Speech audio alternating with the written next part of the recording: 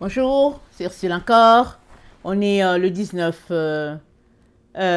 juin 2025. Alors, je viens sonner la trompette aujourd'hui encore. Et je viens proclamer le retour de notre Seigneur Jésus-Christ. Amen. Alléluia. Alors, je viens parler, n'est-ce pas, de Rachel qui pleure ses enfants. On trouve le texte dans Matthieu 2, le verset 17 à 18. Amen. Alors, on va lire le texte et après on va regarder qu'est-ce que le Seigneur a pour nous à travers ce petit texte. Matthieu 2, Amen, le verset 17. Alors s'accomplit ce qui avait été annoncé par Jérémie le prophète. On entendit des cris à Rama, des pleurs et des grandes lamentations. Rachel pleure ses enfants et n'a pas voulu être consolée parce qu'ils ne sont plus. Amen.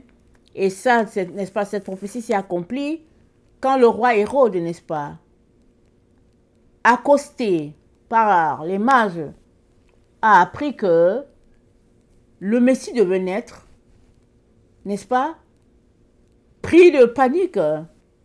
Il a demandé il a dit aux mages, allez vous renseigner et puis vous allez revenir, m'informer, je vais aussi aller adorer l'enfant. Mais le Seigneur a révélé aux mages que dans le fond, ce n'était pas pour aller adorer l'enfant, c'était pour aller le tuer. Alors, les mages sont retournés vers un autre chemin.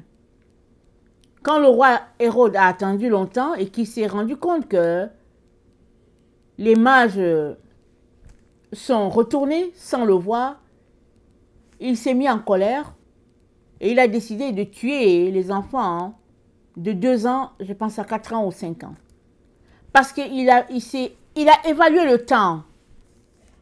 Il a dit, s'il y a un Messie qui est là ou un roi qui est là, alors c'est que dans ce laps de temps-là, dans cet intervalle de temps, il devait avoir cet âge-là, alors on va tuer tous les enfants.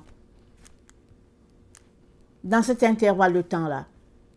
Si bien que beaucoup de femmes se sont retrouvées à perdre beaucoup d'enfants parce qu'il y avait un roi mécontent dans la ville. Et c'est comme ça que le peuple, n'est-ce pas, a été informé que le roi du monde était né. Avant cela, la vie continuait son cours. Tout était normal.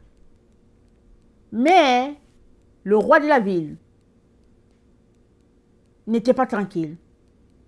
Il attendait que les mages viennent lui dire où est l'enfant. Il attendait patiemment. Parce qu'il a pris l'enfant pour son concurrent. Mais Jésus-Christ n'est pas venu sur la terre pour faire la politique. Jésus n'est pas venu pour faire la politique. Il est venu pour sauver l'humanité. Alors, le roi Hérode n'avait pas besoin de s'inquiéter. Jésus n'allait pas le déranger. Jésus-Christ faisait son travail tranquille. Mais dans l'incompréhension de la situation, il s'est dit, voici un concurrent que je vais éliminer. Et il a décidé d'éliminer tous les enfants dans cet intervalle de temps-là. Et l'élément que l'Éternel pointe ici, c'est l'élément de la surprise désagréable par laquelle la ville est passée. Amen. La naissance de Jésus, donc, a été, n'est-ce pas, pour certaines personnes, n'est-ce pas, un groupe d'âge, n'est-ce pas, quelque chose de très amer. Des enfants ont péri et les parents sont restés en pleurs. Dans un autre cas, n'est-ce pas, c'était différent. C'est vrai que ils étaient des personnes âgées, mais la naissance de Jésus-Christ a été pour eux, ils ont vécu la naissance de Jésus-Christ de manière différente. Siméon, par exemple, s'est dit que le Saint-Esprit lui a dit qu'il ne mourrait pas tant qu'il n'avait pas vu le Messie. Il y a des commentaires qui disent qu'il avait plus de 200, de 300 ans sur la terre. Il y a des commentaires qui le disent. Il y a aussi Anne, la prophétesse. Elle a été poussée au temple par le Saint-Esprit. Donc, le Saint-Esprit a averti ces deux personnes-là. Siméon, quand il a pris l'enfant dans ses bras, le Saint-Esprit a donné la confirmation que voilà, celui qui allait délivrer le monde. La même chose quand Anne, n'est-ce pas, Anne est arrivée au temple dans le même temps. Ça dit, il n'y a pas de hasard avec Dieu. Elle est arrivée et elle se réjouissait parce que elle voyait le salut promis. Le Saint-Esprit a fait le travail de connexion entre Jésus-Christ et puis Anne, entre Jésus-Christ et puis Siméon, et si bien que Siméon est parti paisible. Et puis Anne a continué, n'est-ce pas, de prophétiser, racontant aux gens tout ce que Dieu lui avait dit concernant cet enfant. Et les parents sont retournés d'où ils sont venus. Parce qu'ils ne résidaient pas à Jérusalem. Ils sont retournés avec leur bébé. Mais l'élément ici, c'est le fait que ceux-là qui étaient en communion avec Dieu ont reçu une information, n'est-ce pas, agréable. Ils ont connecté avec le timing du Seigneur. Ils ont pu louer le Seigneur. Les autres, ils ont été pris par surprise. Et au lieu de la réjouissance, c'était les pleurs. C'était le traumatisme. Une situation à ne rien comprendre. Et Jésus-Christ a dit, heureux celui pour qui je ne serai pas une occasion de chute. Ça veut dire que le nom de Jésus, n'est-ce pas, divise. Le Seigneur dit, ma parole est une épée à double tranchant. Le nom de Jésus divise. Jésus-Christ, c'est la parole. Il est la parole, n'est-ce pas, le Verbe incarné, et son nom divise, parce que son nom, c'est la parole. Son nom, c'est Dieu sauve. Alors, tu es soit du bord de Jésus, soit tu es de l'autre côté. Et je viens faire la connexion, n'est-ce pas, avec Apocalypse 3. Apocalypse 3. Le verset. Attendez, il faut que j'ai mon verset. Le verset 7 dit, écrit à l'ange de l'église de Philadelphie. Voici ce que dit le Saint, le véritable, celui qui a la clé de David, celui qui ouvre et personne ne fermera, celui qui ferme et personne n'ouvrira. Je connais tes œuvres. Voici parce que tu as peu de puissance et que tu as gardé ma parole et que tu n'as pas renié mon nom, j'ai mis devant toi une porte ouverte que personne ne peut fermer. Il y a une porte ouverte et personne ne peut la fermer. Je vais lire dans une autre version. Dans une autre version, dans Apocalypse 3, le verset 8, c'est dit, je connais tes œuvres. Voici, j'ai fait devant toi le don d'une porte ouverte que nul ne peut fermer. J'ai fait le don. Dieu dit à l'église de Philadelphie, j'ai fait le don d'une porte ouverte que personne ne peut fermer. Amen. Allons-y dans Matthieu 25. Matthieu 25. La parabole des 10 vierges.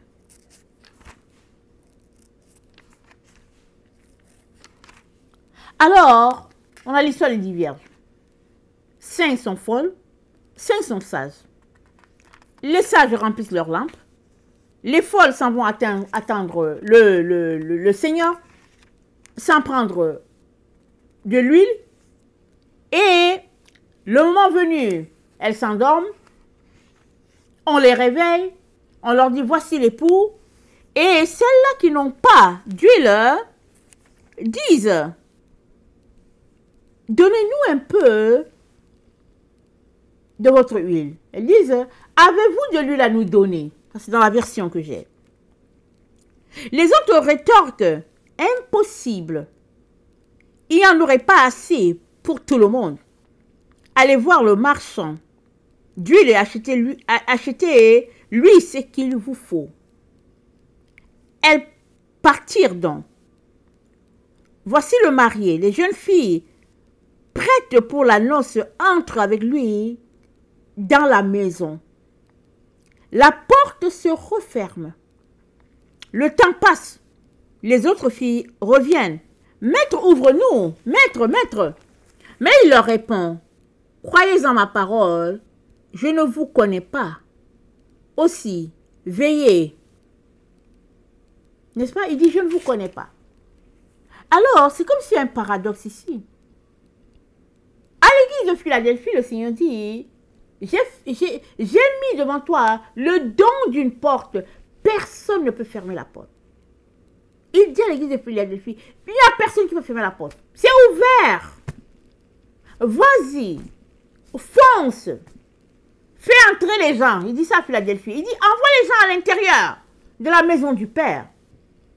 Mais, Matthieu 25, le verset 10 nous dit que les folles qui sont allées chercher de l'huile sont revenues quelque temps après, mais elles n'ont pas pu entrer. Celles-là qui avaient de l'huile sont venues, n'est-ce pas? Elles sont entrées. Elles avaient de l'huile. Après, elle s'est dit, la porte se referme quand les autres viennent. Elles ne peuvent pas entrer. Mais pourquoi? Puisque c'est dit que la porte est ouverte. Dieu a fait le don d'une porte ouverte.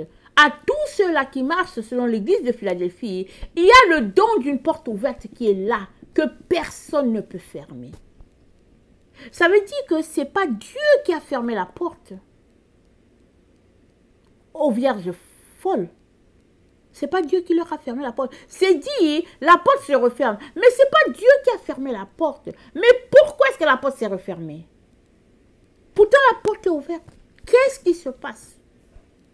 Amen. Qu'est-ce qui se passe? Hier, j'ai pris le temps pour méditer, n'est-ce pas, sur ce passage. Parce que souvent, on lit, et puis on lit, c'est tout. Et à un moment donné, on accroche. L'Esprit de Dieu m'a donné d'accrocher que la porte est ouverte. Dieu a fait le don à l'humanité d'une porte ouverte. Et Jésus-Christ, c'est cette porte-là qui est ouverte. Mais ça nous dit que les vierges, n'est-ce pas, appelées insensées, n'ont pas pu entrer parce que la porte s'est refermée. Et en méditant sur ce texte, le Seigneur m'a donné, n'est-ce pas, de réaliser que la porte s'est refermée à cause de l'état dans lequel étaient les vierges insensées. Dans Apocalypse 3, n'est-ce pas, au verset 14, c'est dit, au messager de la communauté de Laodicée écrit, voici ce que dit l'Amen, le témoin fiable et véridique, le principe de la création de Dieu. Je connais tes œuvres. Tu n'es ni chaud, ni froid. Amen. Premier élément. Laodicée est tiède. Ni chaud, ni froid. Et parce que tu es tiède, je vais te vomir de ma bouche. Ça, c'est le premier élément. Tu es tiède. Il n'y a pas d'ardeur en toi. Il n'y a pas d'entrain en toi. Aucune motivation. Aucun zèle. Amen. Ce n'est pas le Seigneur qui a fermé la porte. Il n'y a pas d'entrain. Il n'y a pas de zèle. Il n'y a rien. Il n'y a rien qui motive Laodicée. Pour que Laodicée aille cogner, aille frapper, insister. Non, il n'y a pas. Il n'y a rien en Laodicée. C'est la tiédeur totale. On continue notre lecture. Parce que tu dis, je suis riche, je me suis enrichi, je n'ai besoin de rien, et que tu ne sais pas que tu es malheureux, pitoyable, pauvre, aveugle, nu, je te conseille d'acheter chez moi de l'or épuré, du feu, afin que tu enrichisses, des vêtements blancs pour que tu sois couvert, et que la honte de ta nudité ne paraisse pas, et du collier pour oindre tes yeux. Se pourrait-il que les vierges insensées se sont fermées la porte elles-mêmes parce qu'elles ne voyaient plus, elles n'entendaient plus, elles se sont mises nues,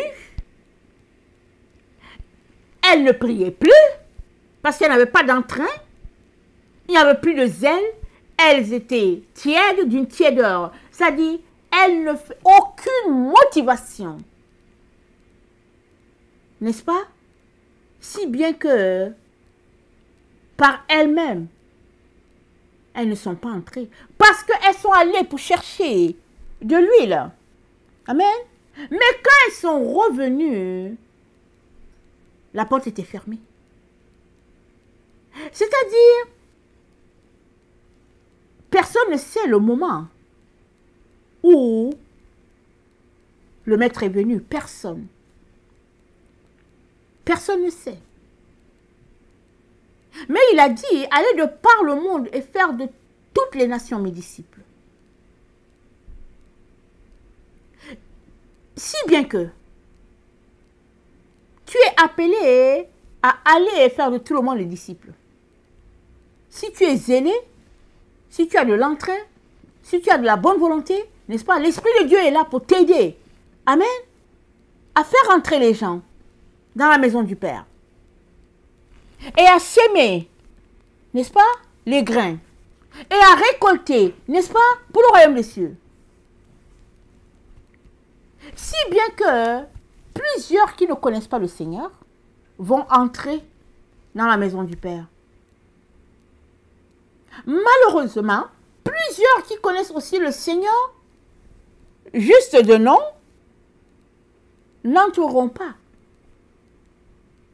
par leur propre choix. Parce que la porte est ouverte. C'est dit, personne ne peut fermer. La porte est ouverte. Mais parce qu'ils auront choisi les plaisirs du monde, les choses du monde, et qu'ils n'auront plus d'entrain pour prier parce qu'ils n'ont besoin de rien, si bien qu'il n'y a rien qui puisse les motiver, n'est-ce pas, pour qu'ils entrent dans la moisson du Seigneur. Parce que la moisson est là. On est dans le temps de la moisson. Et Dieu dit à tout le monde d'entrer dans la moisson. Vous savez, dans un temps de moisson, si on regarde un peu ce qui se passe dans les campagnes, les gens s'entraident. On dit, ah, c'est la maison d'Albert aujourd'hui, tout le monde est chez Albert. Dans le champ d'Albert pour la récolte. Et si quelqu'un n'est pas là, tout le monde sait pourquoi il n'est pas là. On sait pourquoi il n'est pas là, à cause de telle situation, la personne n'est pas là. Mais sinon, c'est le champ d'Albert. Demain, ce sera le champ de Sophie. Après-demain, ce sera le champ, n'est-ce pas, de Chantal, etc. Parce que c'est la moisson. Tout le monde vient en se réjouissant parce que c'est le temps de faire entrer les fruits pour lesquels les gens ont souffert l'année durant. C'est la même chose avec la récolte du Seigneur. Mais il y a de ces choses, n'est-ce pas, qui détruisent notre bonne volonté. Il y a de ces choses qui brisent notre zèle, qui nous rend faibles, si bien que on n'a plus, n'est-ce pas, cette force-là d'aller devant Dieu. Et tout ça, ça fait partie des stratégies de l'ennemi. Et toi, le Seigneur te dit, laisse toutes ces choses-là. Assois-toi à mes pieds, médite ma parole. Et je vais t'enseigner, je vais t'ouvrir les yeux afin que tu vois. Je vais déboucher tes oreilles afin que tu entendes. Je vais ouvrir ton intelligence afin que tu saisisses ce que l'Esprit est en train de dire. Mais c'est à toi de venir, n'est-ce pas, chez le marchand. C'est Dieu le marchand. Alors que tu viens, il va te remplir de son huile, qui est le Saint-Esprit. Il ne peut pas ne pas te remplir. Parce qu'il a promis de te remplir et il a besoin de te remplir parce que c'est le temps de la récolte et il aimerait, n'est-ce pas, une récolte abondante. Et il te dit de venir. De laisser toutes ces choses-là qui te distraient et de venir.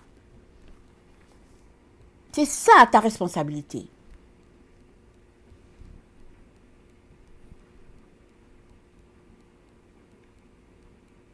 Mais si tu laisses les choses de ce monde t'entraîner, ils vont te perdre, ils vont te faire perdre toute ton énergie. Si bien que tu vas perdre le goût des choses de Dieu. Et tu vas tout simplement traîner dans ce qu'il n'y a pas de lumière. Là, il n'y a pas de puissance. Là, il n'y a pas de gloire. Voilà pourquoi il est très très important, mes chers frères et chères sœurs, que nous puissions rechercher l'huile de Dieu, frapper, cogner, jusqu'à ce que Dieu nous remplisse, jusqu'à ce que Dieu nous renouvelle.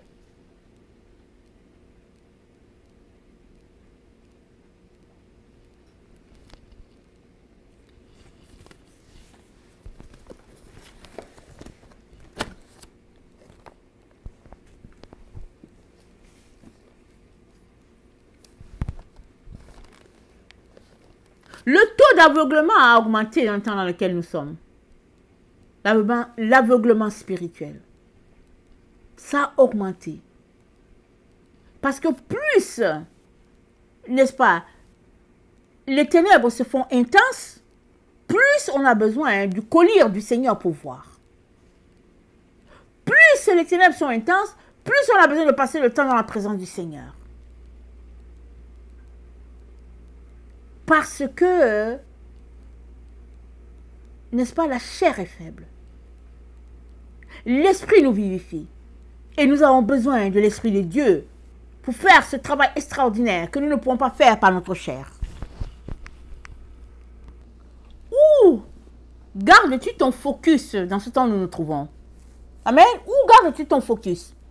Nous savons tous que notre focus doit être sur Jésus. On le sait. Mais tu peux venir t'asseoir pour prier, pour lire ta Bible et ne pas avoir ton focus sur Jésus. C'est de ça que je viens parler parce que le Seigneur m'a donné quelque chose aujourd'hui. Il m'a dit, il est très important, c'est là où nous nous trouvons, de laisser aller le passé. Amen. De fermer la fenêtre sur le passé. Notre expérience du passé. Tout ce que nous avons vécu. Tout ce que nous avons subi. De bien ou de mal, surtout de mal. Il est important de fermer, n'est-ce pas, cette fenêtre-là. qu'on aime souvent ouvrir pour aller voir, mais au fait, qu'est-ce qui s'était passé? Comment les choses auraient pu faire, comment les choses auraient pu être si je n'avais pas fait ceci, si je n'avais pas fait cela, si elle n'avait pas fait ceci, si elle n'avait pas fait cela, si lui ne s'était pas comporté comme ça, comment les choses auraient été? Le Seigneur dit, laisse tout ça. Laisse toutes ces choses-là s'en aller. Parce que tu ne regardes pas par derrière. La vie est devant toi. Elle n'est pas en arrière.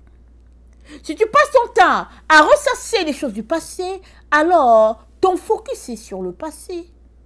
On ne peut rien faire avec le passé parce que le passé est passé. Amen. Le passé est passé. Mais l'avenir est à venir. Alors que tu gardes ton focus sur Jésus, il va te révéler ce que tu dois savoir pour le futur. Parce que tu dois avancer, courir avec la mission et faire entrer le plus grand nombre que tu peux. Amen. Faire entrer le plus de personnes que tu peux. Parce que si la porte était fermée, devant les vierges folles, c'est pas parce que le Seigneur leur a fermé la porte. Non, c'est dit la porte s'est fermée. C'est à leur niveau que les choses se sont passées. Et elles ne sont pas entrées. Au moment où il fallait remplir sa lampe, elles ne l'ont pas fait. Quand elles ont décidé de le faire, il y a un temps qui était là qu'elles ne savaient pas. Personne ne savait. Il y a un temps qui était là qui ne dépendait de personne, juste de Dieu. Jésus-Christ a dit, moi je ne sais pas. Mon Père sait. Quand les disciples lui ont dit, mais quand est-ce que ça va se passer? Quand est-ce que tu vas revenir? Jésus-Christ a dit, je ne sais pas, c'est mon Père qui sait. Donc il y a des données que Jésus-Christ ne sait pas. Amen, il ne sait pas. Le Père sait. Le Père, c'est lui le maître des temps, le maître des circonstances. Il sait tout. Toi, puisque tu ne sais pas quel est le temps dans lequel nous sommes, tu peux pas le déterminer, tu ne peux rien évaluer, n'est-ce pas?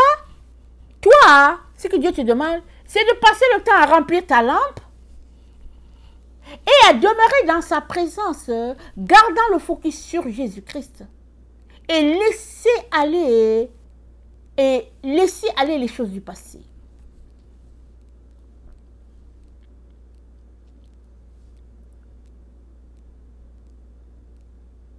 La concentration dans les temps là où nous sommes doit être sur Jésus et Jésus est lui seul. Que tout ce que tu appelles richesse, que tout ce que tu appelles gloire, que tout ce que tu appelles acquis, n'est-ce pas, soit comme de la boue à tes pieds. Paul l'a dit. Il dit toutes ces choses-là que je considérais là. Il dit je les regarde comme de la boue à mes pieds afin de gagner Christ. Il dit je veux connaître, n'est-ce pas, la puissance, n'est-ce pas, qui règne en Christ. C'est ça qui me motive. Mais toutes ces autres choses-là, non. Et dans le psaume 45, n'est-ce pas, nous avons un conseil là que Dieu nous donne. Le psaume 45, le verset 11. Et c'est dit, écoute ma fille, vois et prête l'oreille. Oublie ton peuple et la maison de ton père. Le roi porte ses désirs sur ta beauté. Puisqu'il est ton Seigneur, rends-lui tes hommages. Mais qui est la fille de Dieu? C'est l'église de Jésus-Christ. L'église de Jésus-Christ, n'est-ce pas?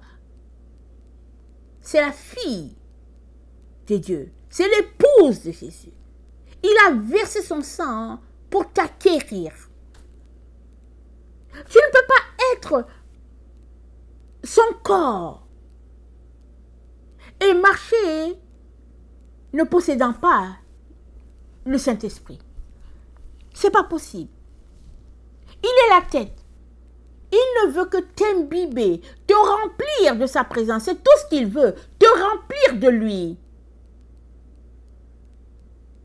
Mais tu ne peux pas en même temps aimer les choses de Jésus et en même temps aimer les choses de ton passé et en même temps aimer les choses du monde. Ça ne marche pas. Ça ne marche pas. Alors Jésus-Christ te dit, laisse ces choses-là, laisse-les aller. Ferme cette fenêtre-là sur le passé. Oublie ça, ferme ça et puis c'est fini. Et demeure dans la présence de Dieu, remplissant ta lampe. Parce que tu auras besoin de ton huile pour tenir dans les temps dans lesquels nous sommes. Coupe-toi de toute distraction. Coupe.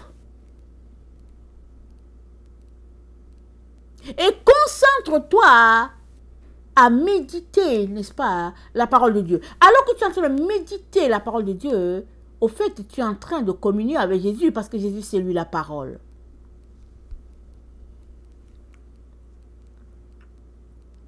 C'est-à-dire, le roi porte ses désirs sur ta beauté. Dieu, n'est-ce pas, a les regards fixés sur toi. Il aimerait être avec toi. Mais il faut que tu viennes dans la présence du Père. Il faut que tu viennes dans la présence du Seigneur, Jésus, du Fils. Il faudrait que tu viennes. Que tu prennes plaisir, n'est-ce pas, à communier avec ton Père, afin que il t'équipe, te donne tout ce dont tu as besoin pour pouvoir résister dans ces temps difficiles où nous nous trouvons. Combien de temps ont prié Siméon? Combien de temps ont prié Siméon et puis la prophétesse Anne? Combien de temps, on ne sait pas. Mais toujours est-il que, quand le Messie est venu, le Saint-Esprit leur a dit, tiens, c'est le temps d'aller au temple.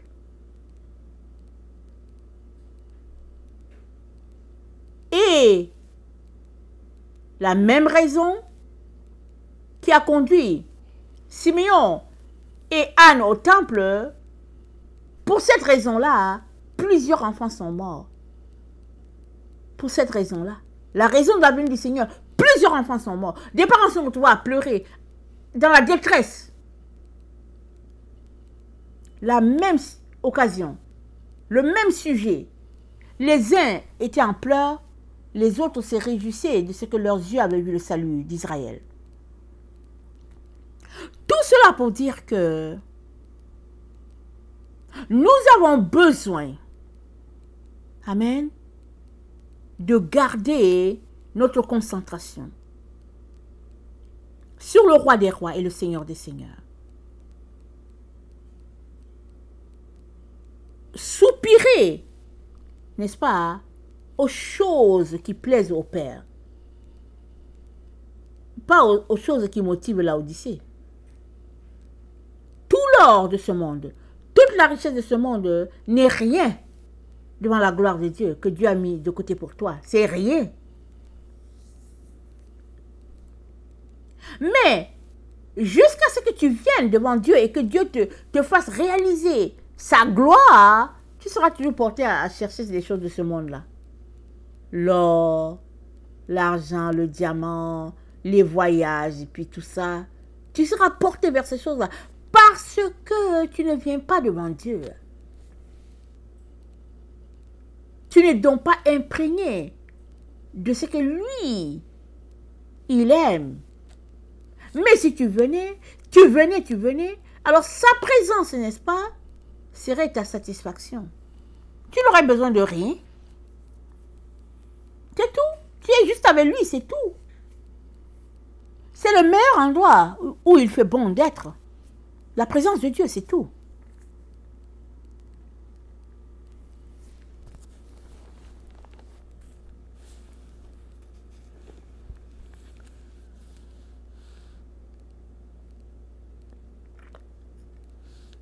Il y a plusieurs, n'est-ce pas, qui entreront dans ces temps, nous trouvons, ces temps difficiles-là. Plusieurs vont entrer dans le repos du Père. Pourquoi? Parce que tu auras répondu à l'appel de Dieu. Parce que tu seras allé les chercher. Parce que leur situation de détresse va les amener à crier à Dieu et puis Dieu va les sauver. Mais toi, où seras-tu? Où seras-tu? Dieu aimerait que tu sois de la partie. Il aimerait que tu sois de la fête. Malgré les difficultés, il aimerait que tu sois là. Alors, décide, amen, décide de changer de camp. Quitte le camp de la tiédeur. Le camp de l'argumentation, le camp où on connaît là, quitte ça. Va dans le camp des gens qui dépendent, les dépendants de Dieu là, va dans leur camp. Dieu va te venir au secours. Et il va te donner, n'est-ce pas, d'expérimenter sa présence. Ce qu'il y a de meilleur sur la terre. Amen. Que le Seigneur bénisse sa parole. Ne vous découragez pas. Continuez, n'est-ce pas, de chercher Dieu. Continuez de soupirer après sa présence. Il va venir et il va vous remplir. Amen. Soyons tous bénis. Amen, alléluia. Amen.